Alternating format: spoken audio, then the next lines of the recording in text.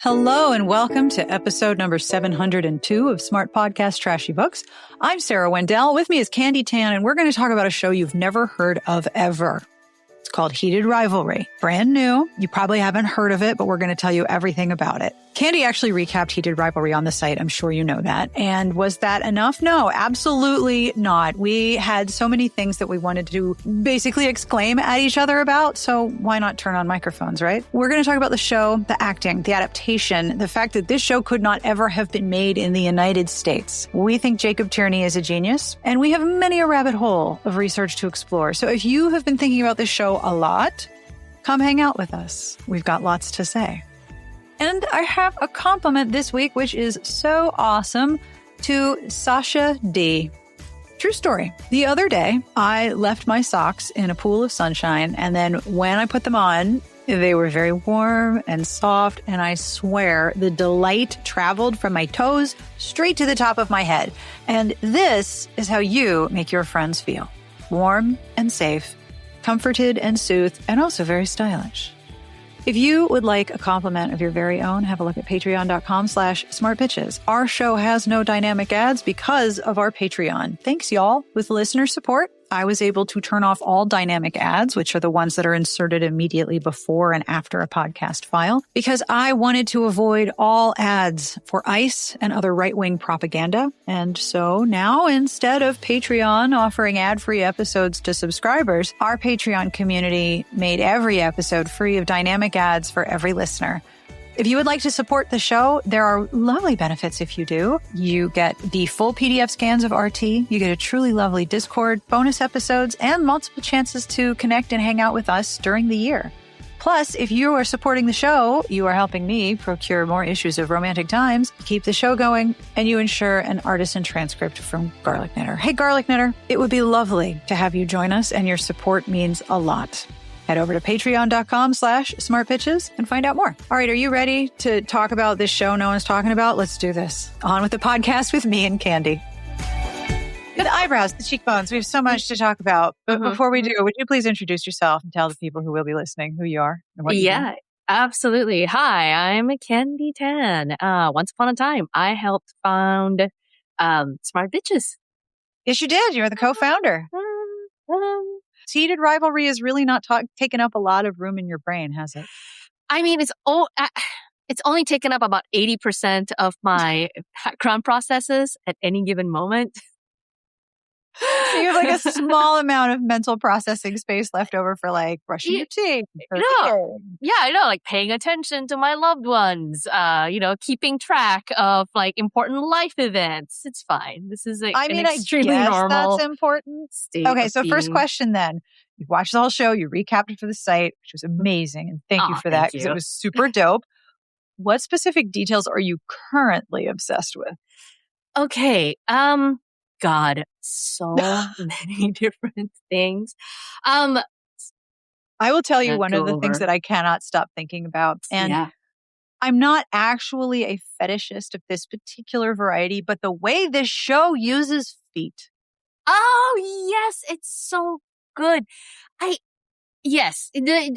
Honestly, it's part of the constellation of incredible little details that Jacob Tierney writes in and then reiterates and kind of riffs on throughout. So little things like the foot touches, right? The toes touching. The toes touching, like how in episode 1, their feet don't touch because, they don't know each other. And then at the end, their toes are touching. And during difficult moments when they're privately supporting each other during public interactions, yes, they will touch the sides of their feet to it. Like, I got you. So like there's side foot touches that are like, we're okay. We're in this together. Yes. And even the close up of skate blades that like, when they are at true odds, they have actual fucking knives on their feet. You get a little close up and you get the drama of the little ice that goes, that kind of thing.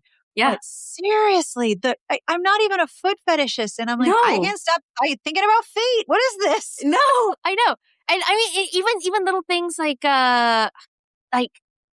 the way their looks at each other evolve over time. Oh my God. Like at first it's mostly kind of resentful into horny / curious. And then pretty soon they're like shooting heart eyes at each other when the other isn't looking, or even when they are looking, but the other person is just like whoop, going over their head. Especially Shane, like the entire time when Ilya is making the biggest heart eyes at Shane while they're sitting, talking during the tuna meltdown. Like, it's so crazy making and so good. But yeah, there's like a million of those like fantastic little details for people who like to rewatch like me to catch. After like the eighth rewatch, we're suddenly like, oh fuck, here's a new thing that I didn't realize. Did you see that? Yes. Yeah, and I think good direction is all about that visual confirmation of the story, and I love it. But I also know that Jacob Tierney's really, really good at it because I've been a fan of his since Letterkenny. I think I've watched Letterkenny start to finish like 5 or 6 times. Oh my God, Shoresy is the same thing. This was just like, I remember saying to Amanda during a podcast, like, oh, this is being adapted and written by Jacob Tierney. It's going to be fucking great. It'll get picked up in the US. I figured it would be like Hulu because Crave. Hulu get have along. a relationship, right? Yeah, Letterkenny and Shoresy are both on. Come to find out, it was like $600,000 to option the thing, which is such a deal. This is such a fucking steal for HBO. Oh my God, jeez Louise, that's like a sneeze for HBO's budget. Come on, I know. Fuck yeah, no, like they got it for such a steal, and I just hope that for the other international contracts, I hope they negotiated much better rates. I have so much math and money information for you. Oh, I am so excited to dig into that in like a little bit because I'm such a nerd. I love hearing all these details. I love talking money. I love finding out about money stuff. So hard same. Yeah. So but anyway, I want to talk a little bit about like how Jacob Tierney's so good at that because you know what that is? It's a good callback. He's a comedian, and these 100%. Are all callbacks, and nobody understands the power of a good callback. Like minutes or hours later, you bring it up again, and the audience goes fucking crazy because they have context and an underrated skill for real. And speaking of comedy, something I did want to bring up is people don't talk often enough about how funny this show is. Oh my God. It's really fucking funny. The book is funny. The book is funny. It's hilarious. Yes. And like, lots and lots of good lines, but also lots of really funny little understated comic moments. Like the way, one of the funniest things in the whole show is how Shane goes, oh no. When he's concussed and the nurse comes in and he's like, oh no. It's such a funny moment. It's played perfectly. It's inserted perfectly. It's timed perfectly. It's all so good. Hudson Williams has a background in comedy, so he understands comic timing. If you've seen some of his unhinged shorts on YouTube, like, he understands. He totally understands the brief for like playing comic moments well. And and I just lots of fantastic lines. Ilya gets most of them because he's like the volatile, charismatic, funny one in the books and, obviously in the show too. But deep wells of Russian sarcasm. Russian sarcasm, like a very specific flavor of it. Yes. And of course, just deploying the eyebrows to magnificent effect. Like always. Just stop. It's just.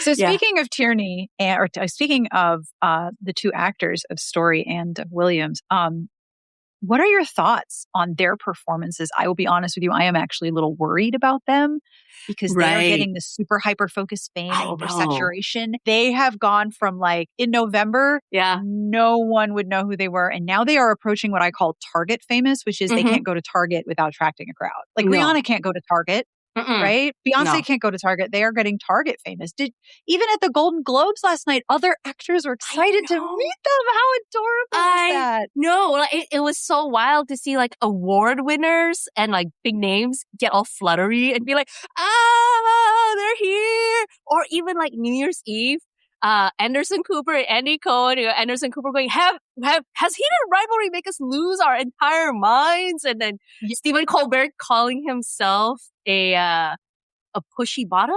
Was that it? Bossy bottom? I can't remember which, but like Stephen Colbert. Oh my God. Holy shit.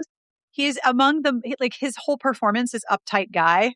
Yeah. And when he gets raunchy, it is hilarious. It is so funny and so good. Just in terms of like what my impressions of them are, to go to your original question. What did you think of their performances? Well, first of all, their acting ability continually astonishes me.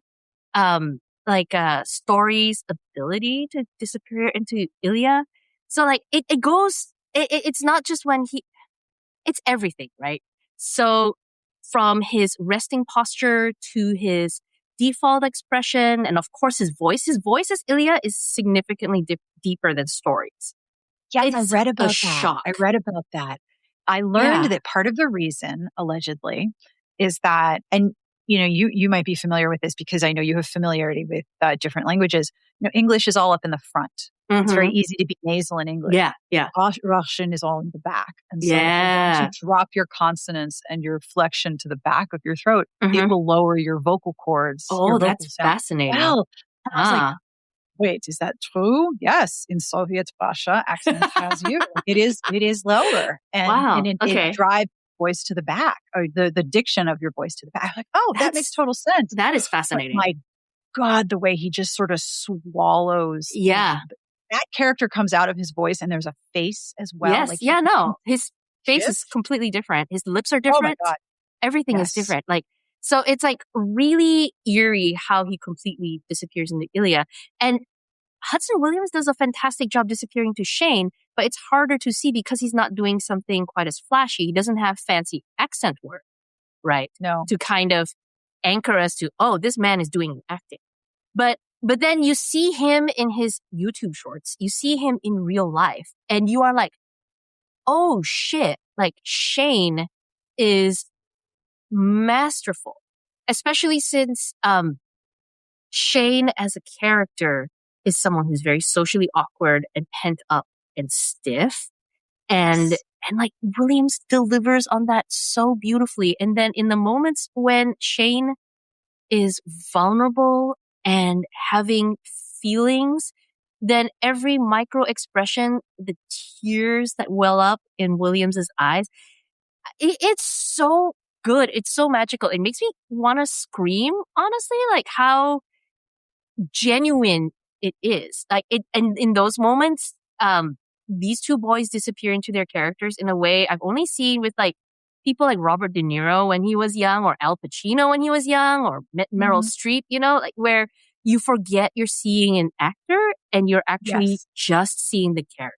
And it's like you're seeing Hudson Williams play Shane Hollander, and you're seeing Shane Hollander. Whereas there are a lot of actors who you are watching that actor play that character. Yeah. Like Tom Cruise, for example. He's always Tom Cruise playing a guy. Cruise. Yeah, Tom Cruise is playing a guy. And like no matter how different the guy is, it's Tom Cruise playing a guy.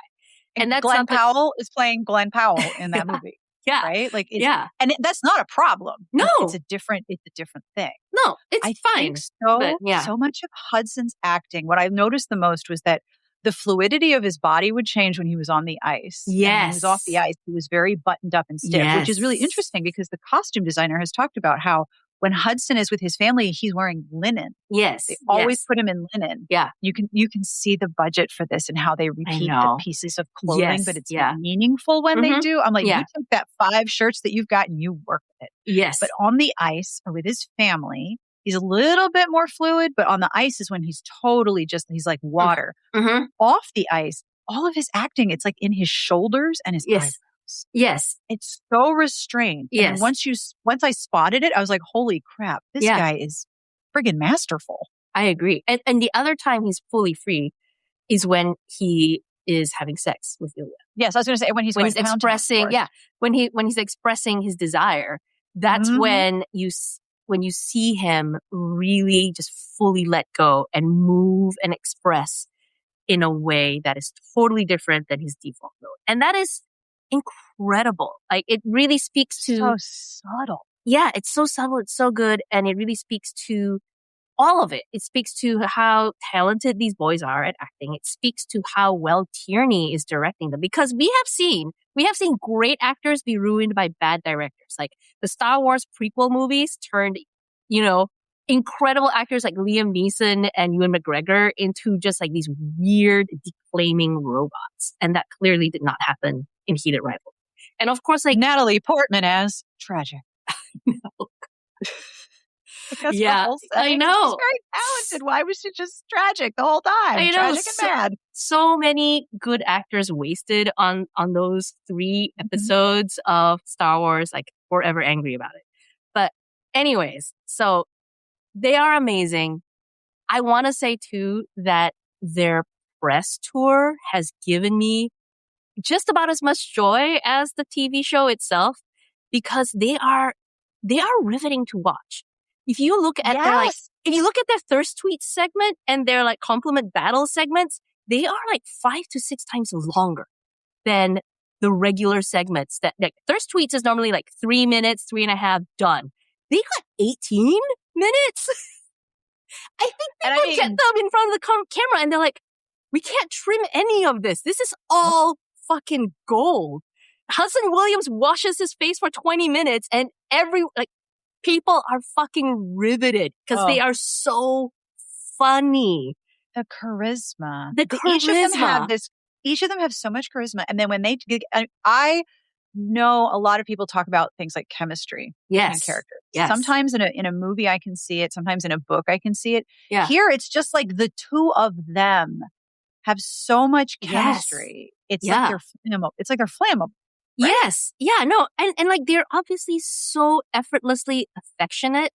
And it's really healing to see, honestly. I love it. I want them to continue having it. I don't know if the pressures of everything are going to allow them to have it for much longer, which makes me very, very sad, honestly. But I think like for as long as they can keep this, I want these boys to have this connection and this happiness with each other, because it's so effortless and genuine, and it is so rare to see 2 men be this demonstrative and this loving without explicitly being in like a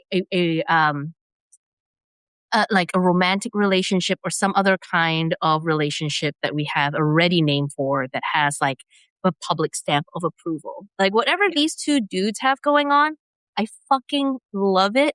I want people obviously are going to have their feelings about it, but I'm like, y'all keep it in the DMs or the Discord server or in your locked AO3 fix. Y'all can do whatever you want in your private time, but come on, let's try and like shield the boys a little bit from this. Yes, they don't protect these beautiful angels. I feel so protective over them. Like I just want to these giant guys who are like, 8 to 9 inches taller than me. I'm just like, no, put them in cotton wool. Please. And the thing that's so interesting about them as actors and them as these characters is that, if you're a professional athlete, your body is a tool. Your body is your income. And if you damage that tool, if that tool gets hurt, you lose your income. And so you're constantly aware of how your body is working. And the same is true with acting. You need your whole body to inhabit the character. Yes. And they are so secure in themselves. Yeah. They are so happy. They are so comfortable with each other. It's like this version of masculinity is, I think, both the press tour and the show. Yes. That version of masculinity, I think, is one of the reasons why people are so absolutely obsessed with it. Because we see it so rarely, and we're kind of thirsty for healthy men who are both sexual and comfortable with each other. Yes, exactly. In a platonic way, like in the press tour, and then in a romantic way in the show. Yes. No, absolutely. We are thirsting for intimacy, basically. Yeah. Yes, we're starving for intimacy. Yep. Okay. 100%. So let's talk about Jacob Tierney and how this is the greatest Canadian show ever made.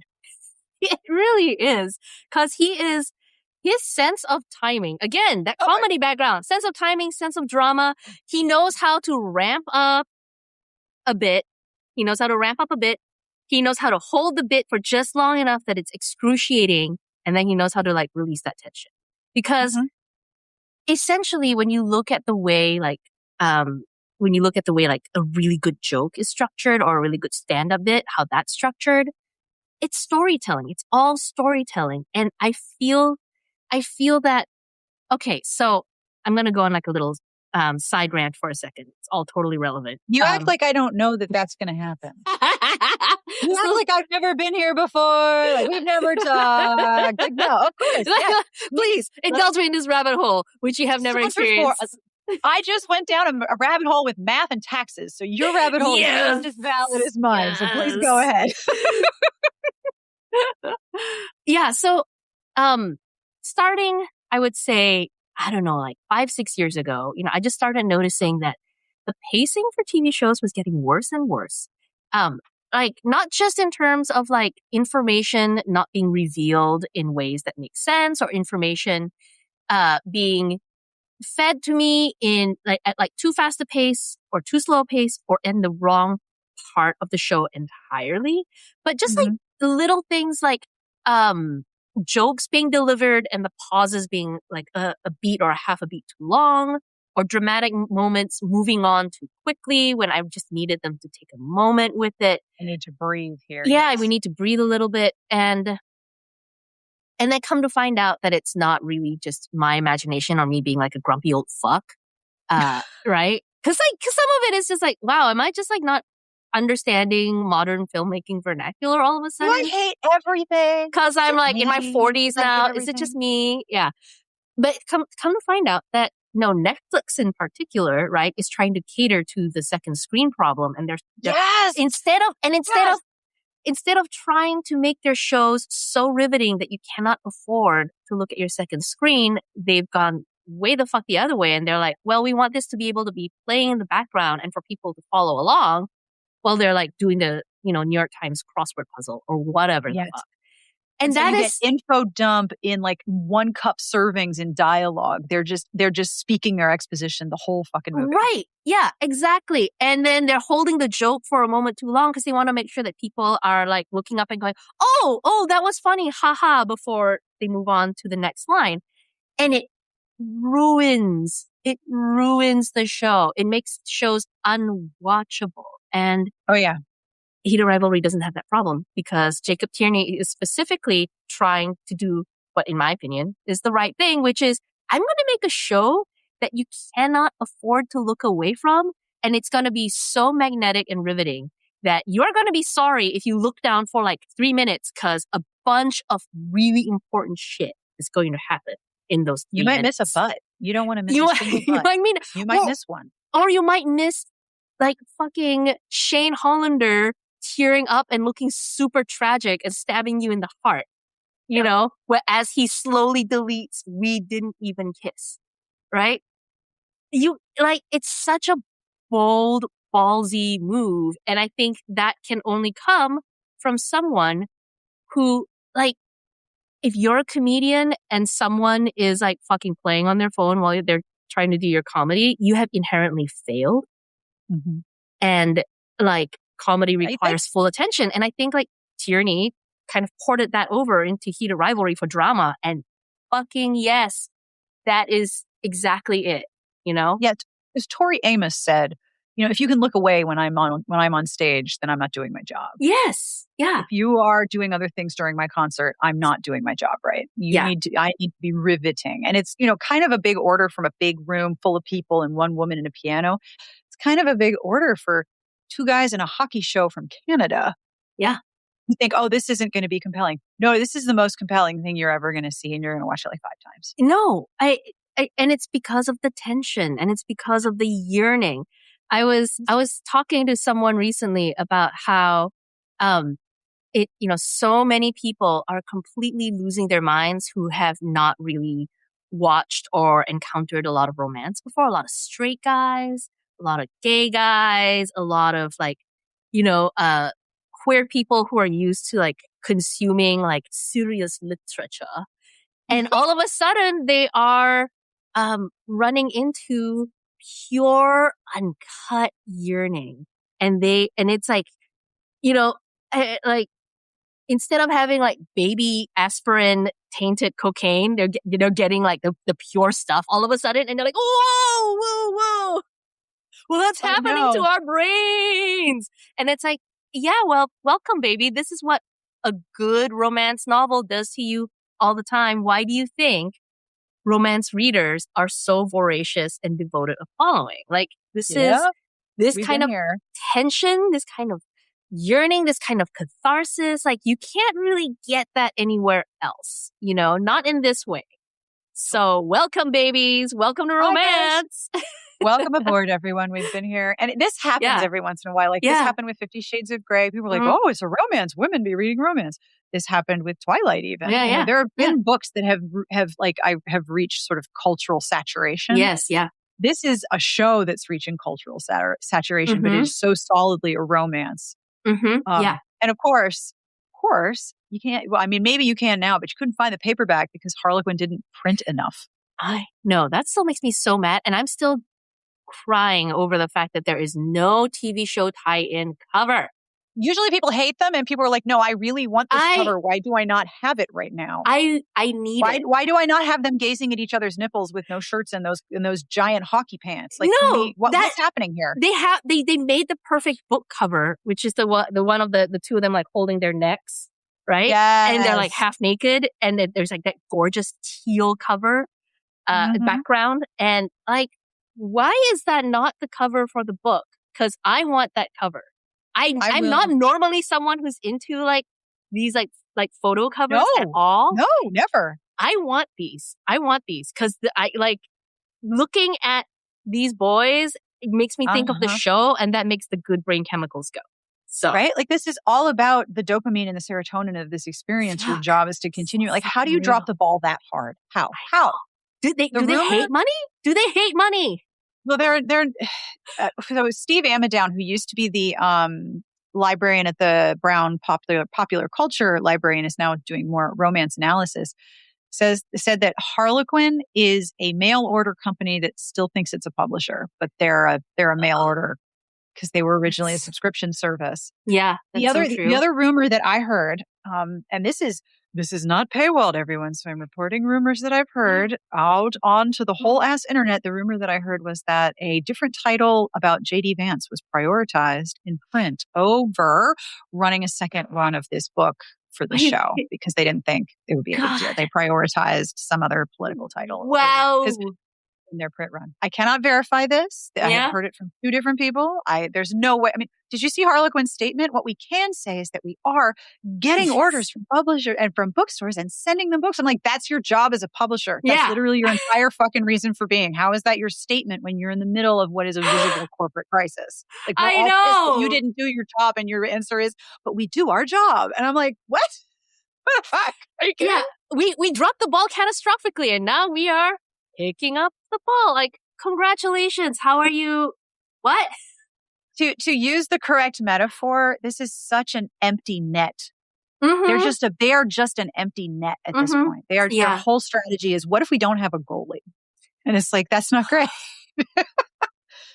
So you and I talked on Discord about how this show is so Canadian, and this show could not have been made in the U.S. under any circumstances. No fucking way. It would have been, first of all, I think that they would have wanted to attach some hotties with cachet and renown to it. They needed a name. I think they would have, because America right now, American filmmaking, and honestly American like publishing too, is so attached to, we don't want to put in the work to promo.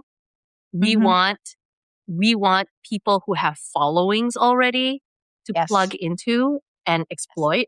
So they probably would have wanted like someone like like, I don't know, like they might have tried casting fucking Jacob Elordi as fucking Shane Hollander. Who the fuck knows? Something horrifying like I think Glenn Powell would have been involved in some way. Oh fuck. Gross. I mean, anyway, like I love Jacob Elordi as an actor. You know, I love these people. Don't get me wrong; they're great. I don't mind Glenn Powell. He's perfectly cromulent. No, they're great, but like not just him. No, reject. Right, incorrect. Yeah. They definitely would not have allowed any of that sex to exist. It would have been they would have thought about hiring an intimacy coordinator and a choreographer for those scenes. They would have thought about that. They would have thought about it. They would have tried to push the sex scene to as the climax of the series versus something that happens basically immediately like it does in the books.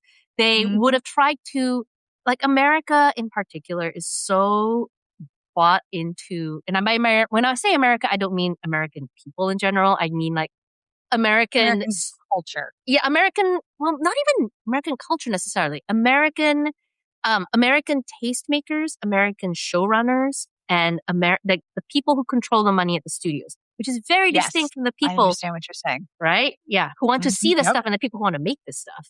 So the people who get the final say are so invested in the kind of will they, won't they that is driven by sex versus driven by emotion. Because there's God, when the show first came out and the takes first started rolling out, everyone was like, "Oh, where's the will they, won't they? They fuck 20 minutes into episode 1," and I'm like, Jesus Christ! They engage in a will they, won't they for 9 years. Yeah, 9 years of will they, won't they? Different will they, won't they? Different. We need you to get some snacks. This is going to be a journey for you. Yes, wow, and yeah, and you see it too in the straight hockey podcasters who watch this What Chaos and Empty Netters. The first episodes, they're like, whoa, they're going for it. They're going for it. They're going for it already. Yep. What's the rest of the show going to be about? And it's amazing to see them gain romance literacy as the series progresses. So by the time episode 4 or 5 hits, they start suddenly being able to predict beats in a way that they were not able to in the first, episode or so. But anyway, so this kind of structure would have been anathema, right? To the people holding the purse strings. They would have, God, I don't know, they would have just tried to cater to the loudest and worst and most restrictive audience in America, which is to say, probably try and fit this into a least offensive mold, which would have absolutely killed everything that is good about the show. You know how all houses right now that are for sale, they're all staged in gray? Yeah, grayish. It would have been the gray version. And it's interesting that the guys who are hockey guys watching the show, sports have a narrative structure. Oh, yeah, absolutely. Yeah. Hockey has 3 acts, y'all. You know how this works. So, the structure is not that far off. Yeah. The thing with American movies and television is that they only want the tentpole property. They only want that mega IP. There has to be a Marvel. If they're not making $100 billion internationally, then they're not going to do it. And they're already, not only is Netflix tailoring shows to the audience that isn't paying attention, but American studios have been tailoring to the needs of the Chinese market because they make so much money there. Yeah. Especially with the Marvel concept. So if you don't have a tentpole, if you don't have a mega IP, then what is the point? The other night, I made my husband and my older child watch Double Team with Jean-Claude Van Damme and Dennis Rodman. This is not a good movie. This is an abysmal fucking movie. I think the Fug Girls wrote about it because Dennis Rodman's clothing is so incredible. And to be fair, it is. But it's bad. It's genuinely terrible. And the first third is boring. And then once Dennis Rodman shows up as Dennis Rodman plays an arms dealer, he gets to fight Jean-Claude Van Damme, and at one point picks him up, and Jean-Claude Van Damme is 2/3 of him. It's no, Jean-Claude Van Damme's not tall. No, and Dennis Rodman's picking him up with one arm. This movie was not good. But I had to explain to my son, who is 20, we used to have these 90-minute thrillers and 90-minute action movies and 90-minute comedies all the time. We had all of these little 90-minute mid-budget movies. Yeah. You could see them 6 months later at the Dollar Theater. My entire childhood was all of these little movies. We don't have those anymore. It's not a 2.5 hour, sorry for your bladder, Marvel masterpiece with no intermission. God. And they're not doing it. So this could never have been a movie. And I think TV would have gone the same way. It would have been the grige of TV, and this was very, very colorful. Yes, and it did this old school TV thing, where each episode had its own A plot, B plot, and it ended on a little cliffhanger. Yes, they put a whole book in episode 3. There's a whole ass book in episode 3 there. Wow, Jacob, okay. Yeah. But also like just like adapting sections of the book as like discrete things, right? Like, okay, we're gonna tackle Tuna Meltdown and Rose Landry in one episode as like a coherent arc that has like, again, the A plot, B plot, little cliffhanger. It's so classic and it worked for decades. And then somehow along the way, we abandoned it and TV has been a little bit or maybe a lot bit worse ever since. Yes, totally agree. Yeah. Absolutely. And I don't watch a lot of TV. Like I joke all the time that I'm terrible at it. And I am also one of those persons where if I'm like, all right, I don't like this, I'll turn it off in the middle and walk away and never go back. I'm not a completionist. I'll start in the middle. Yeah, I don't same. give a fuck. Yeah. Same. And I'm not great at watching television because I don't find a lot of television to be that great. And I think a lot of the time it insults me or it's going to extract anxiety out of me as an emotion. That's not an emotional, like making me anxious is not actually emotional fulfillment for me. Sorry. Yeah. We have plenty of our own. We don't need store-bought anxiety. We have plenty at home. I have an ingrained natural supply of anxiety. I don't need to be given more. Thank you. So I have some things to tell you that I'm so excited about. First of all, would you believe that Jacob Tierney only has 131,000 followers on Instagram? What is that about? What the fuck? It's incredible. Okay, Incredible. Okay. Second of all, I already told you about this, but I'm just going to tell everybody. I've been a fan of Jacob Tierney for years because of Letterkenny and Shoresy. I think Letterkenny is one of the best television programs I've ever seen. It's so fucking good. It's so funny. It's so good for all of the same reasons that he is. Okay. I wanted there to be a Shoresy cameo, Heated Rivalry. I just wanted to see number 69 go by, or I wanted to hear Jared Keeso go like chirp at somebody. Fuck you, Jonesy. The thing about Shoresy is he's the most profane character in Letterkenny, but then you get to Shoresy and he has the most charming romance arc. Like he's obsessed with this woman. He's like, I would French kiss your toaster just to vacuum your fucking car. I would be so good to you. And nobody takes him seriously because he's like this crass weirdo, but great romance arc.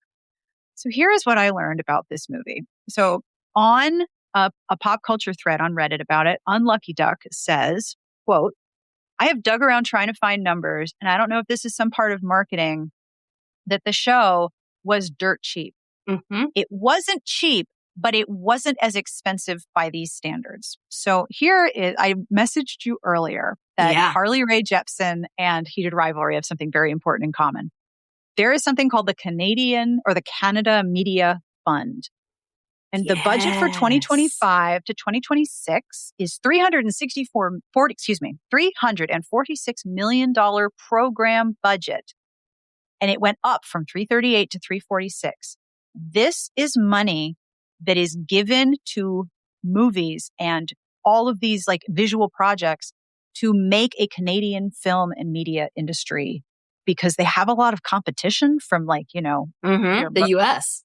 Right? They're merkin, as I like to say. We're Canada's merkin. So this whole fund gives out money to media projects. Carly Rae Jepsen's Call Me Maybe video was funded by the Canada Media Fund. Oh, no way. Project. Yeah, I mean, there's other funding sources, but that's a major part of their purpose. The CMF supports the Canadian screen industry, and that is funded by taxes. See what happens when you pay a little bit more in taxes? You get dope shit, like a whole media fund. God, why I want to pay Canadian taxes, frankly. Can I would divert my American taxes to Canada? Because I would much rather give the Canadians my tax money right now. Tell you what. Fuck. I just want to grab people sometimes and be like, do you not understand what happens when you pay a higher taxes with a functional government? You have so much dope shit. Do you know that you don't have to replace the rims on your car semi-annually because of potholes? Because they get fucking patched. Like little things happen.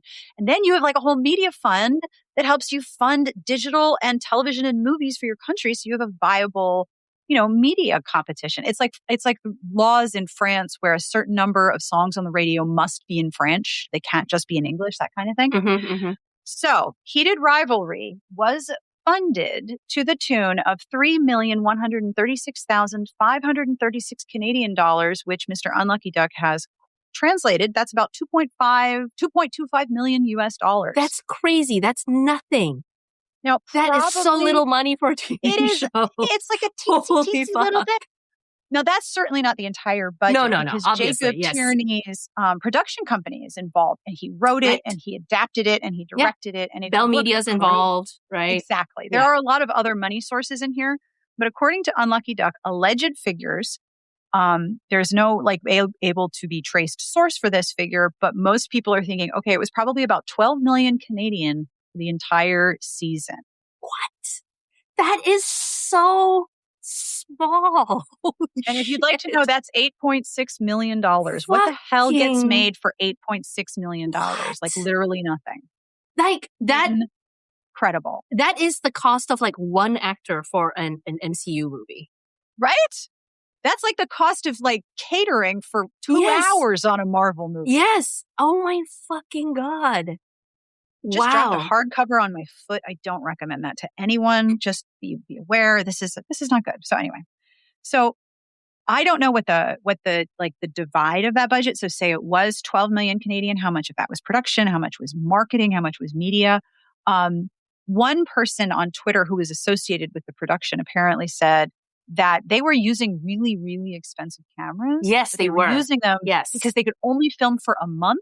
Yes. And they had to shoot the very highest quality that they could. But if you think about it, so many of the visuals are very tight. Yes. The hotel rooms are small. Yes. They had one restaurant scene. Yeah. Because this is expensive. You got to pay all those people and you got to pay to get the set. You got to pay. And then, hockey rinks, not difficult to find in Canada. There are a few. There are a few. So they had a lot of flexibility in terms of like the sport and the gyms. I'm pretty sure it's the same gym that they use in Shoresy that they use for this. Like, I'm like, kind of looks like a very familiar shower wall. I think I've seen other butts in that shower. This was so cheap to make. No, and a large part of it was from the Canadian Media Fund, which I think is so fucking cool. It is really fucking cool.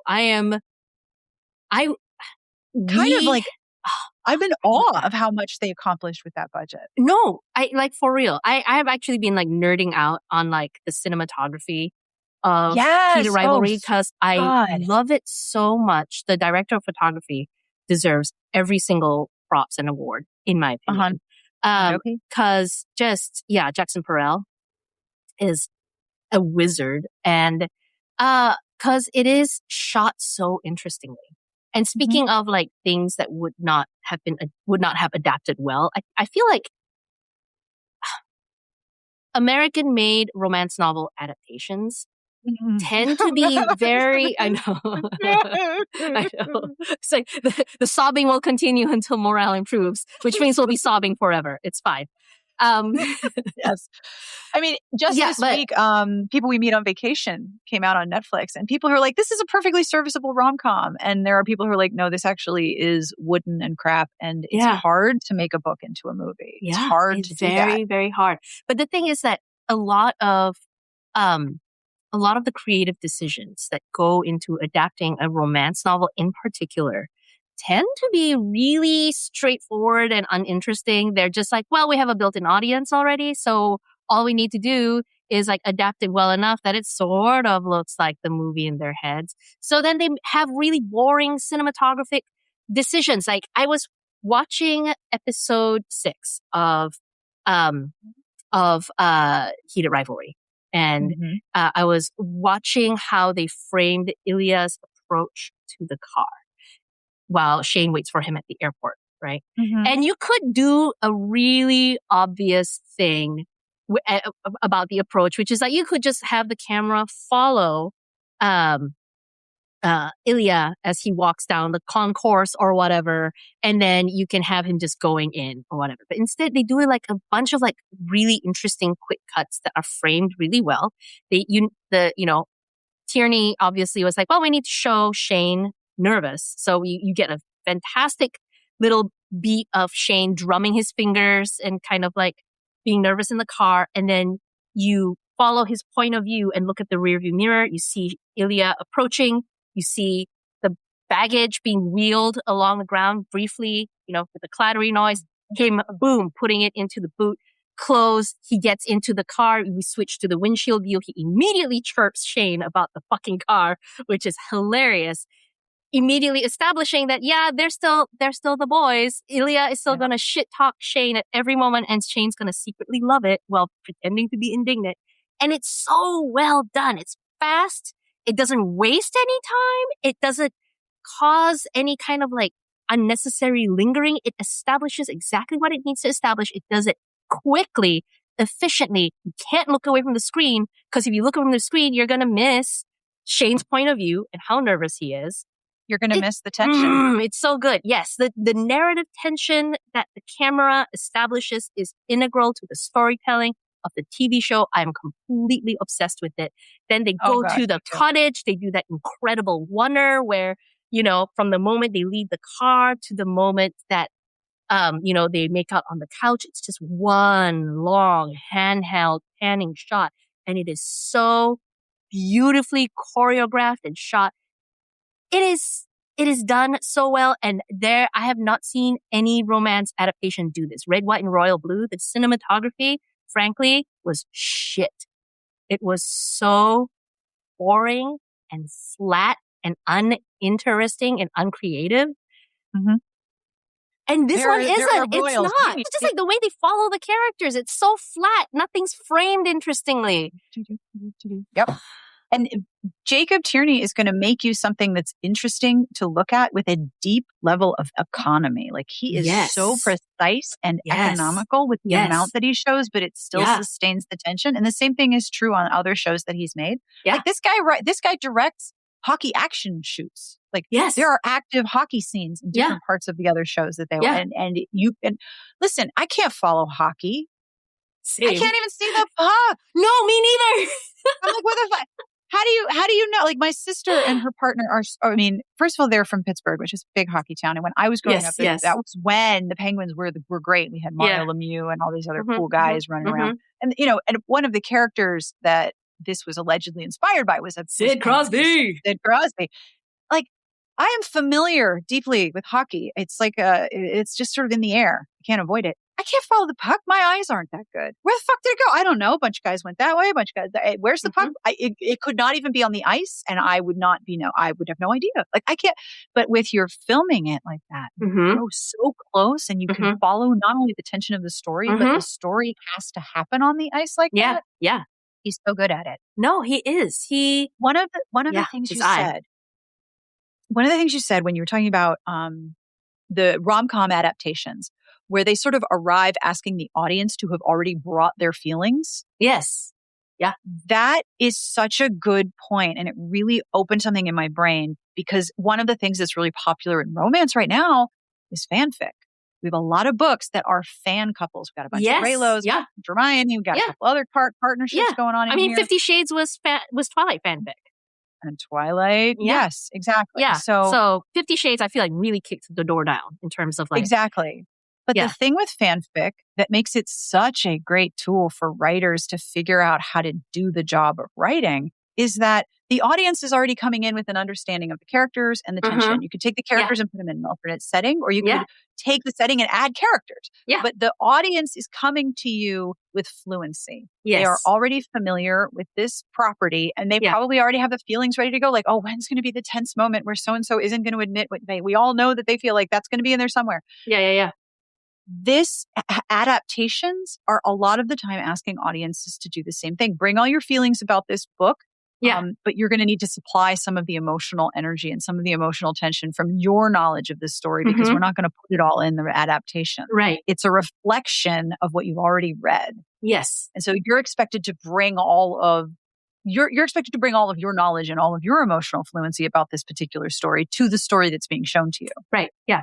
And that is not true here. Rivalry does not expect anybody to show up with preconceived knowledge of this property. They don't expect anybody to be like, oh yeah, I read all the fanfic and I've met both of the guys in real life. And I'm like, no, none of that. You have none knowledge of this. And that is so fucking awesome. Yes. And it's such an achievement. I want to just give them awards. Like, you get this one and you get this one, and hugs for all of you. Platonically, I'm going to be respectful, but oh my God, I'm so proud. Like, I'm so proud of how good this is. I know. And I think part of the magic, I had anything to do with that. No. But like the thing is that I feel that as longtime romance readers and lovers, we are Mhm. so invested in this because it's good.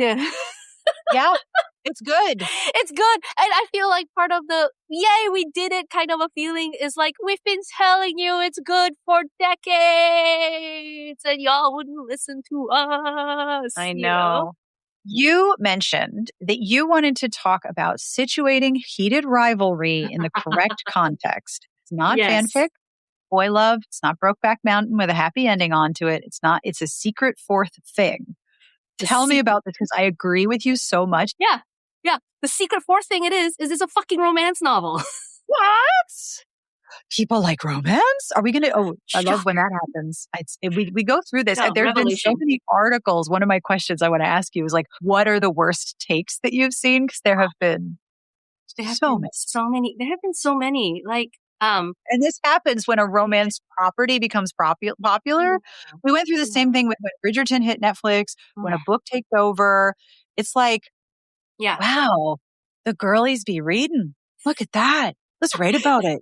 The women are reading sexy books. Wonder what that's about. Like, It's so funny to me because, like, first of all, the I want to first of all like correct the record for like the whole boy love roots thing because that's been everywhere and it's been fucking driving me crazy. And then I'm going to talk about desire and the female gaze or whatever the fuck, you know. So, but first of all, the roots of heated rivalry are very solidly in American, like USA romance novel with a healthy dose of fanfic. And I'm not saying that heated rivalry is fanfic. I'm mm-mm. not saying that, anyways, what I am saying is it's very much in the mold of an American contemporary romance novel. It Mm-hmm. is Yep.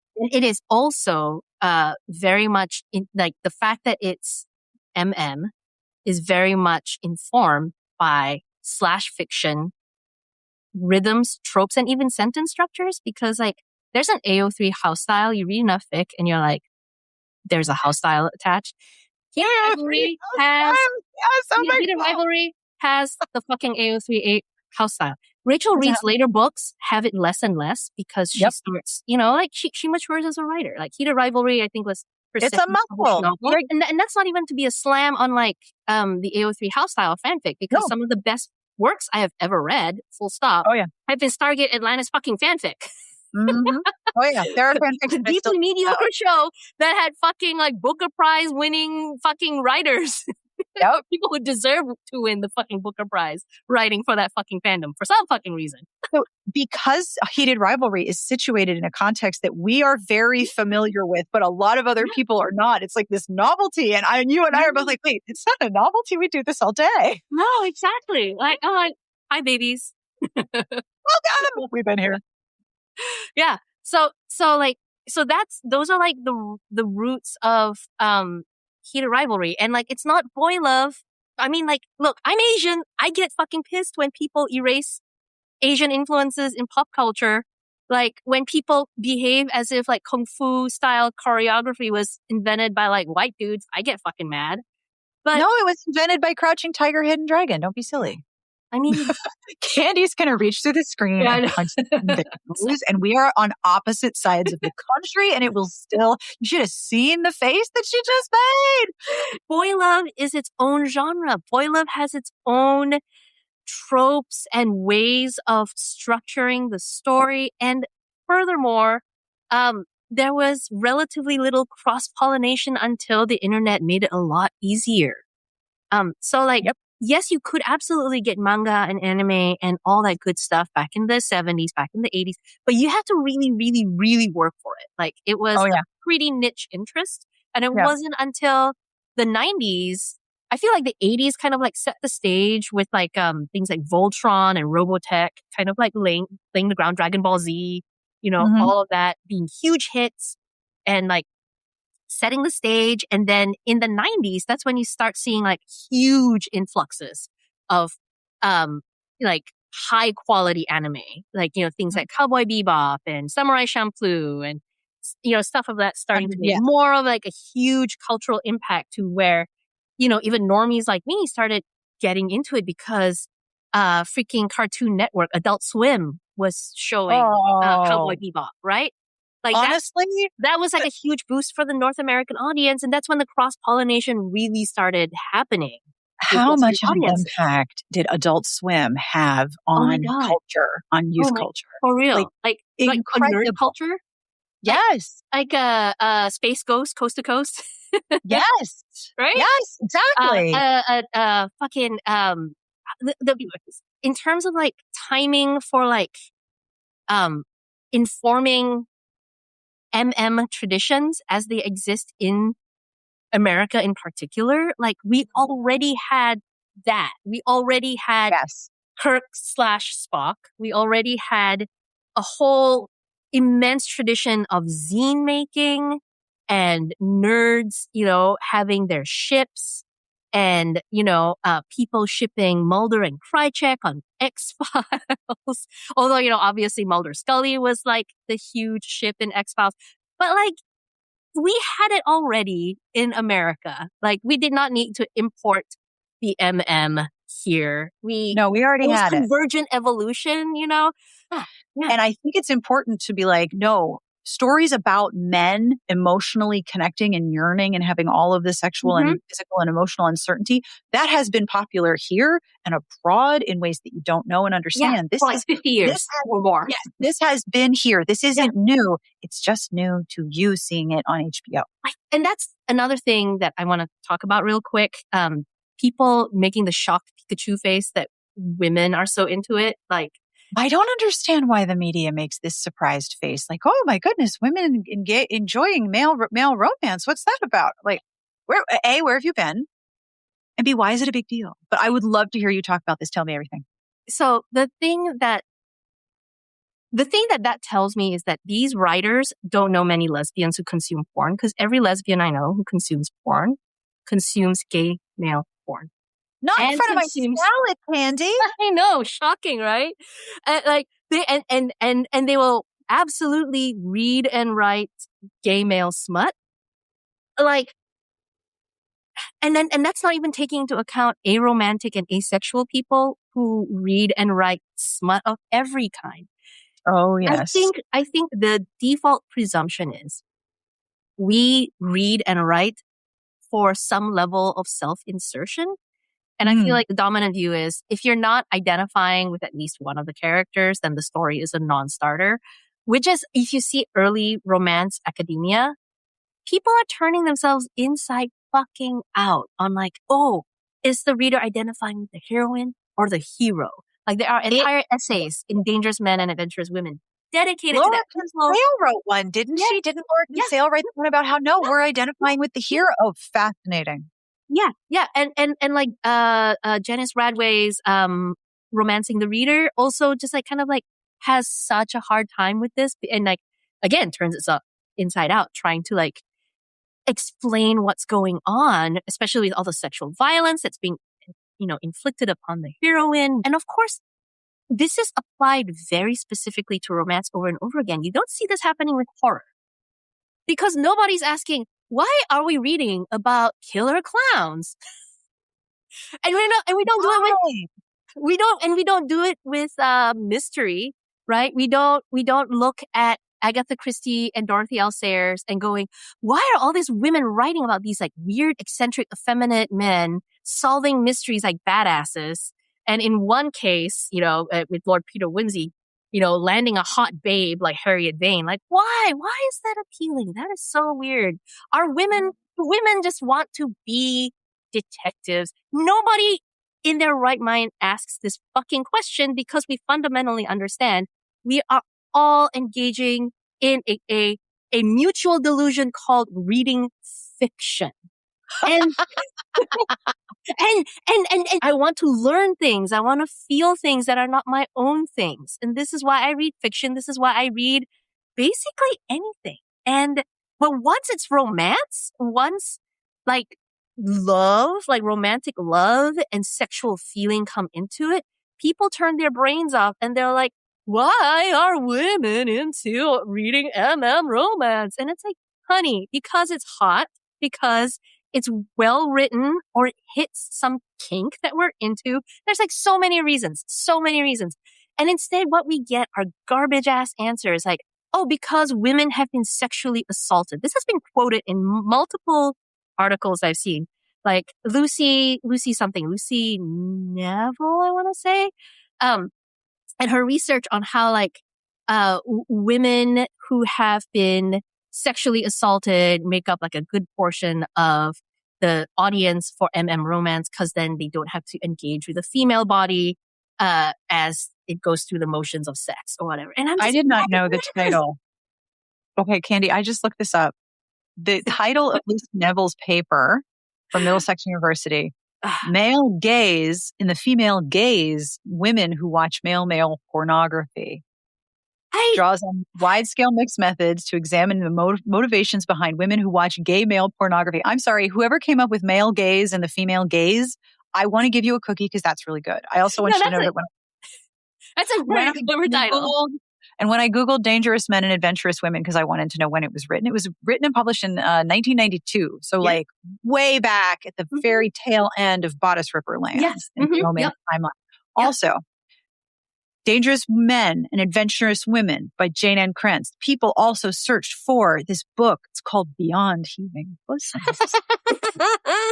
Go us. Thank you, Google. You have made my day. Anyways, yes, I don't understand why people need to figure out, especially when the media is writing about a phenomenon like this. Yeah. I'm baffled by why they need to figure out why it's popular by examining the motivations of the consumer. Like, what are you getting out of this? Yeah. And there's almost, because it's romance and sex, there's this like prurient angle. Like, oh, you must like the kinky stuff.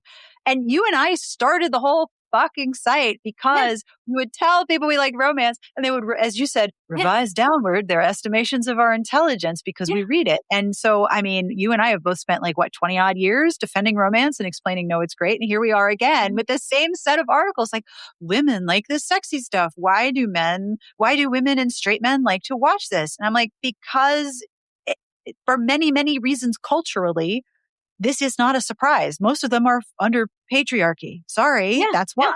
Yeah. No, but patriarchy, also, hell of a drug. It's just fucking everywhere. And we can't fucking escape it. It's really, really annoying.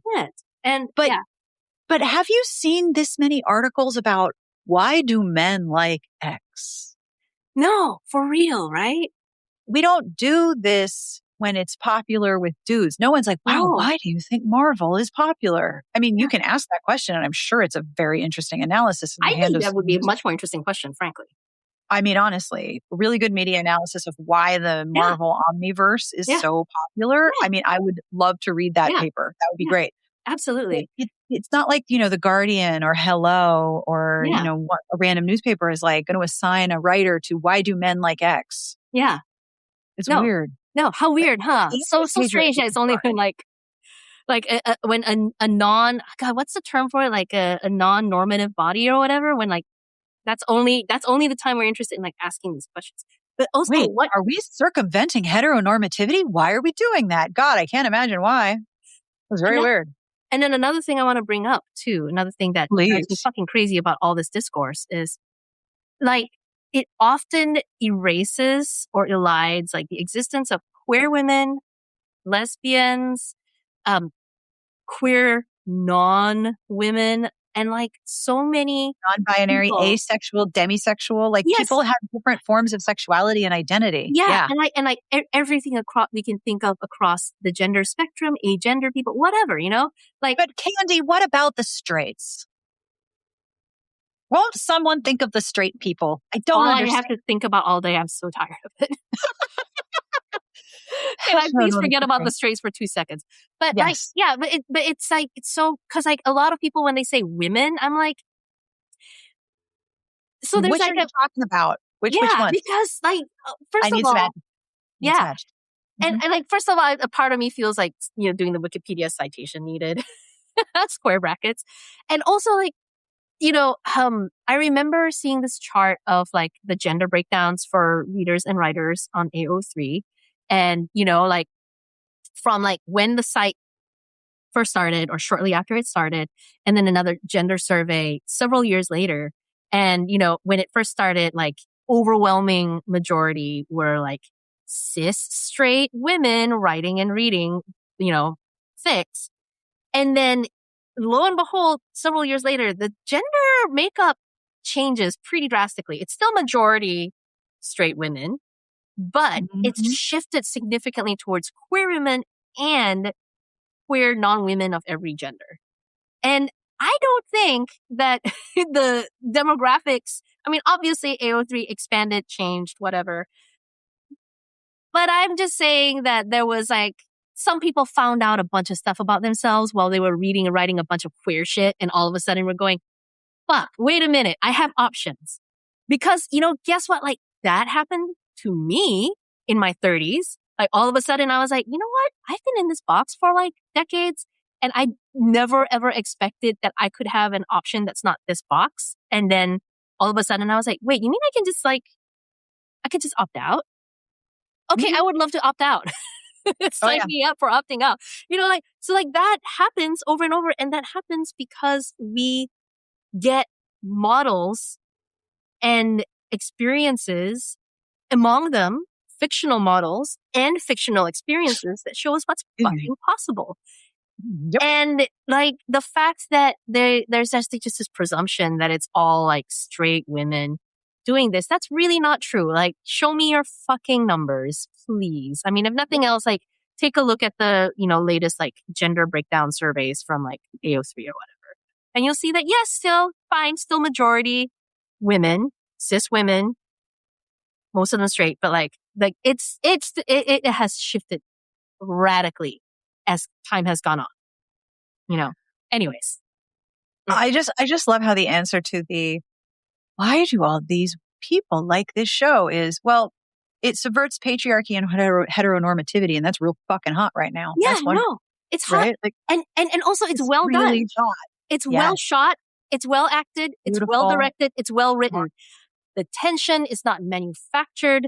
The tension is real. You don't have people sulking for incredibly trivial reasons. You have people sulking because they are Russian and have to grapple with, the like implications of fucking coming out while still being a Russian national. Or they are gay and are grappling with the fact that they are gay and in the NHL, you know, That nah, you know? the part with the NHL kills me. It's like you will not let people wear pride jerseys even to fucking practice, not even for a game, fucking practice. You are going to cut down on the pride jerseys, and now you got people coming out of the woodwork to come see your sport, Yeah. Fuck you all guys. because of a show Yeah. about two men. Yeah. There's a whole bunch of couples, like four of them, four Yeah. men falling Yeah. in love with each other on Yeah. the ice. No. Yeah. Okay. No. Yeah. Great. No. I know. Like, What is your wish for the second season of Heated Rivalry? We're gonna God, get another season. What are you wishing for? And I, do you trust Jacob Tierney to deliver a good I, second season? I trust Jacob Tierney with my life right now. I just do. Fair. Jacob Tierney, run everything in my life for me. It's fine. This is a normal thing to want. I trust him to pace the show well because he has a fantastic sense of timing and pacing. Because I haven't read The Long Game. I, to be honest, have no interest in reading The Long Game because I have beloved friends who are huge Heated Rivalry fans who read The Long Game and went, well, and that well, it made me go, okay. So what I want is I want you to monologue at me about The Long Game, and then I want Yeah, just give me the highlights. I'll read a synopsis. yes, It's like yeah, when you write a review and you're going to give it a C. It's yeah, like, yeah, those were some words in an order. That yeah, happened. yeah. Okay. And I mean, like, no shade to anyone who loves it. Like, for anyone who loves it, like, fuck yeah, fucking go ahead and love it. Like, I love that for you. But I know me and the people I know whose tastes I trust are like, oh. So I trust Jacob Tierney to take the pacing that's in the book and make the pacing work for a TV show. Cause he did that for Heated Rivalry. Yes, he did. Heated Rivalry I thought was like a really solid book to begin with, but I thought it was going to be impossible to adapt because it's sex scenes and internal narration and sex scenes and internal narration. And he did it. He fucking did it. Really, really wide timeline. Yes, this isn't long timeline. We're not falling in love over a summer or it's like a year. This is almost a decade of time to pass. Yes. I love how they solved that problem by giving poor Hudson bangs. Those were bad bangs. His hair is plausibly bad. Let's just put it out. He has hockey hair. His youth bangs are unfortunate, but I understand why he had the youth bangs. I mean, we all had youth bangs. Yeah, no.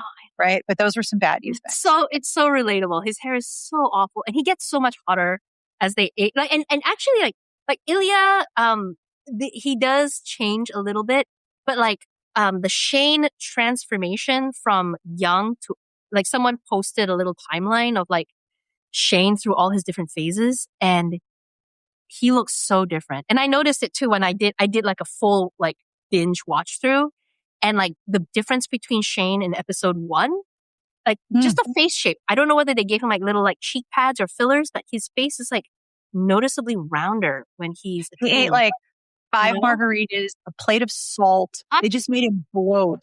Yeah, they just gave him the bloat, you know? But like his face just looks like rounder when he is a teen. And then by the time he is in the last episode, he looks like a grown man. He no longer looks like a teen. But Ilya looks mostly like Ilya all the way through. Which is actually like, honestly, kind of keeps with the books too. Because in the book, you know, Shane's like, fuck, I still have this fucking baby face that I can't shake. And Ilya already looks like a fucking grown ass man. And like, and that's so real because different people hit puberty at different stages. And I like that the show, you know, was just like, yeah, Ilya gets to look mostly like Ilya and Shane gets to transform. So I just little things like that. I trust Tierney to do it. I trust Tierney to treat the characters with care. We already know he respects the story, the characters, in the world. Yes, and he loves it. He loves it. He is respecting what he's doing, which is great. He's so I have a question. Yeah. So if a media person came to you and said, okay, so why is this so popular? Why are so many people in love with this? Why did women start loving it? And then it went out beyond that. Why is this so popular? What is your answer? My answer is that it's a really well-made show. Yeah, it's a good show. Yeah, with fantastic acting, et cetera, et cetera, et cetera. And you ask why people like Mad Men? No? Okay.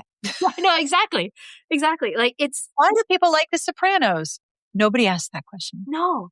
It's well made. It's well acted, and it gives us this incredible tension that it manages to sustain throughout. Like from the first episode, the ending of each episode had a moment of tension that drew you onward.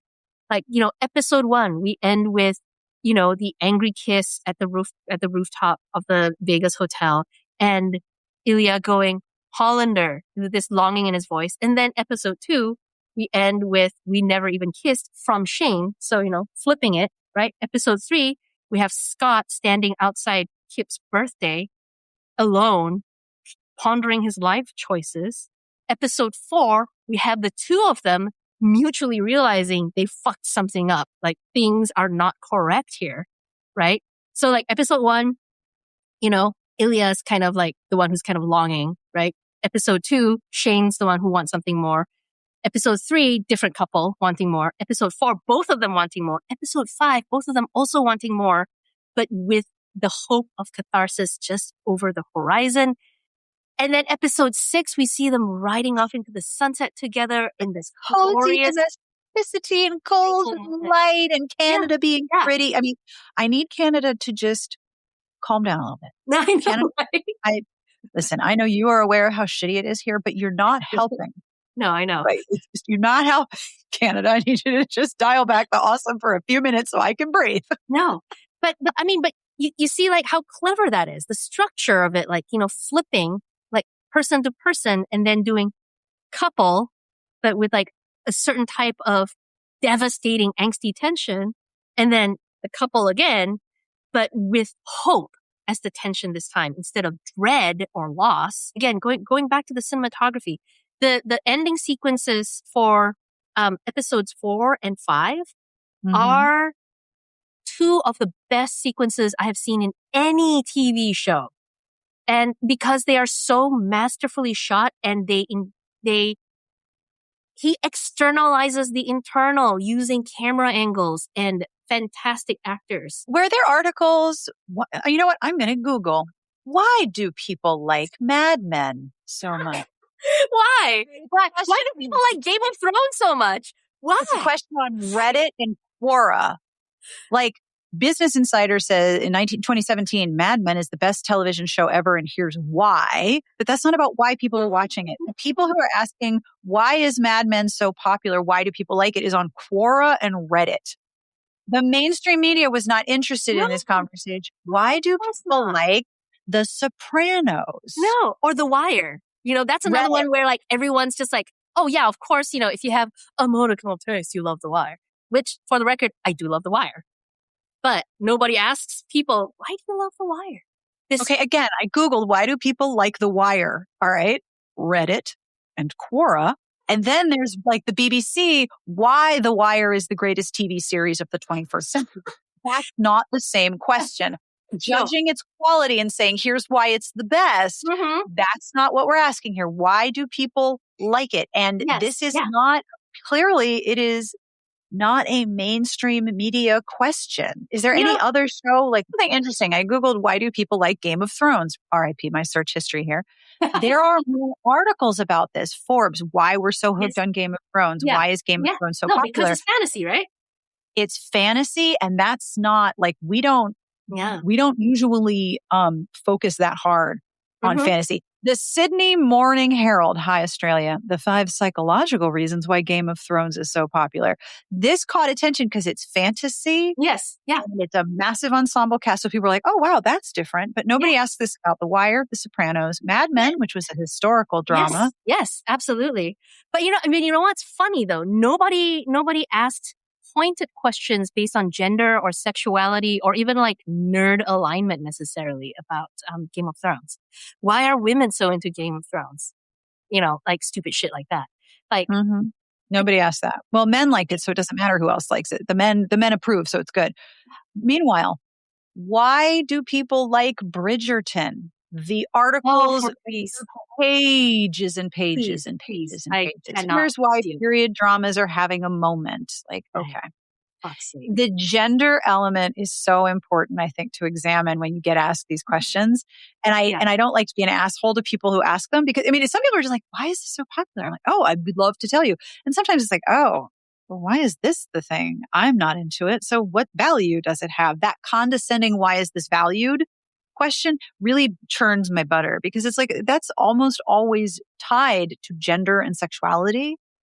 And queerness. And it's like, no. Yeah. People like many, many things. Yeah. Okay. Turns out. There's a reason why Railed by the Krampus do you know, like, C.M. Nacosta said on the record that Morning Glory Milking Farm helped her pay off her mortgage. She wrote a story about a centaur jerk off fertility. No, Minotaur. I'm sorry. I beg your pardon. Minotaur. Very important. Very important distinction. I apologize to everyone who was listening and just screamed out loud. I apologize. My bad. It's the end of the day. My brain is starting to shut down. But like, she paid off her mortgage writing Morning Glory Milking Farm. Like, what? Why do we need to keep asking this question? Just stop it. Yeah. Not that I'm bitter or because honestly, we're going to stay in business because people ask this question, and that's also fine. Yeah. But like, we don't ask this question about stuff that dudes like. So just everybody calm down. I always ask, are there any books you want to tell people about before we go? So after I was done with Heated Rivalry, the show, I was just like, I need like heightened drama hockey gaze. So I picked up Game Misconduct by Ari Baran. I'm probably fucking up their last name pronunciation. It's Baran. And y'all, it is so fucking good. I hesitated for a while because it has themes of like addiction.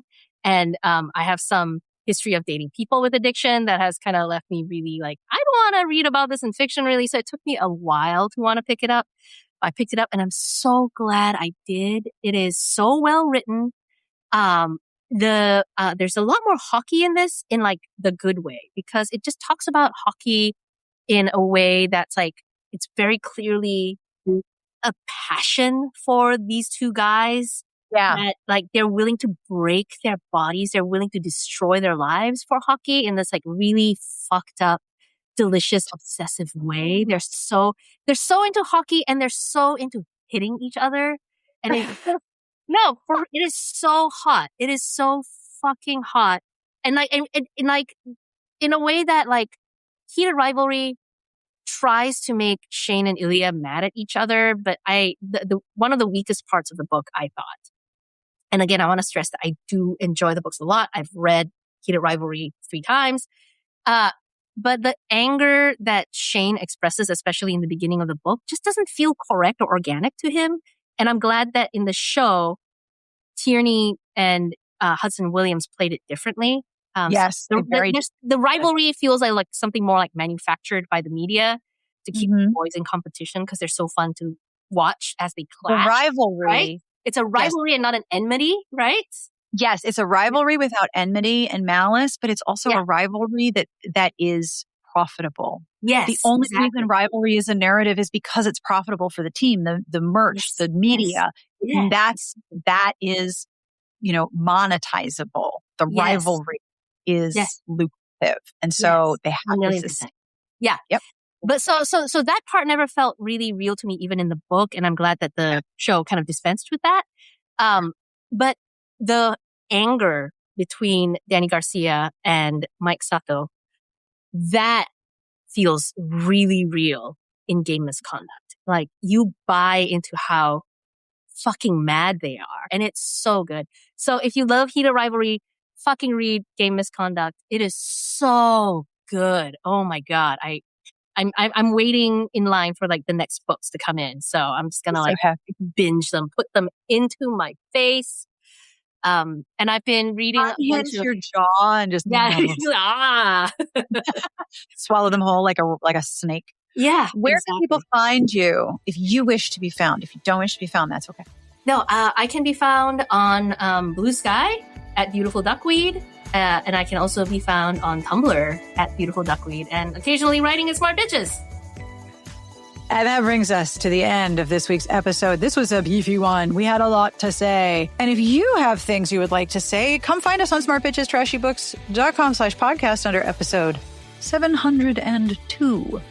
I will have links to everything that we mentioned, and of course, links to the articles we discussed as well. And speaking of links, if you like to listen to your favorite podcast, this episode will be available in video on the day of release for Patreon subscribers and on Sunday after release for everybody. You can head over to our YouTube channel. I will have a link in the show notes, and I would deeply appreciate it if you subscribe, because I had to restart it from scratch because, well, for some reason, YouTube deplatformed me, and I have a limited time in my life, and figuring out why an algorithm doesn't like me all of a sudden is really just not even in the top 15 things I need to do. So I restarted it. If you would subscribe, I would be deeply grateful. Thank you. As always, I end with a terrible joke. This joke is for all of the Australian listeners. I can hear you groaning. And this is from The Doctor Is Inane on Reddit. Did you hear about the baker in Australia who invented an exploding pie? Yes. Baker in Australia who invented an exploding pie. He's calling it a boomerang. Boomerang. Boomerang. It's so bad. I am pretty certain that I am going to hear groaning from the other side of the planet. That's how bad that is. You're welcome, Australia. On behalf of everyone here, we wish you the very best of reading. Have a wonderful weekend, and we'll see you back here next week. And in the words of my favorite retired podcast, Friendshipping, thank you for listening. You're welcome for talking.